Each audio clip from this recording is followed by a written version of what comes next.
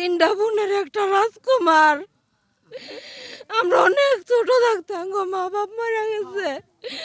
আমার এই বোনে আঙ্গ পাইলা লাইলা বড় করছে।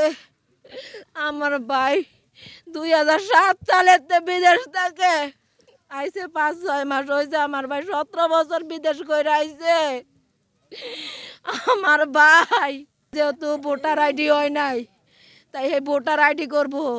ও রাস্তা দিয়ে আইতেছে, পরে বলে দেহে 8-10 জন পোলা পানে একজনটা দৌড়াই নিতেছে।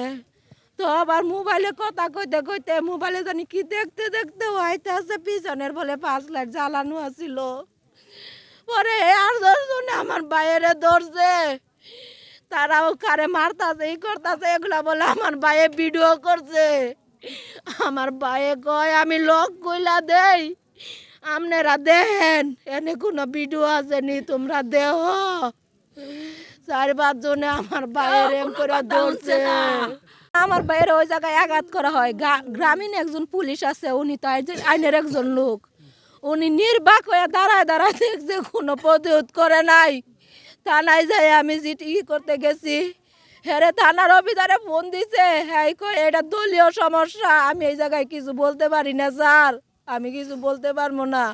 উনি সবারে দেখছে, সবারে চিনে। মারছে এইভাবে, তারা সবাই মারছে, অনেক মানুষে মারছে, যাই যেমনে পারছে এমনে মারছে।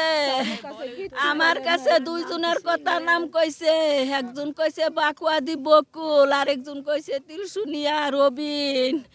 2 জন ওই বেলে মারছে, মারছে অনেক মানুষে মারছে, কিন্তু মারলো রবিন যে, হ্যাঁ আমার ভাইয়ের জ্যাকেট গায়ে ছিল, টুপি উলা ছিল, টুপি ধরিয়া গুরান দিয়া ফালাই দিছে। আমি জানি না আমি কি আর ভিডিও করবো, তোমরা আমার মোবাইলটা নিয়ে দেহ।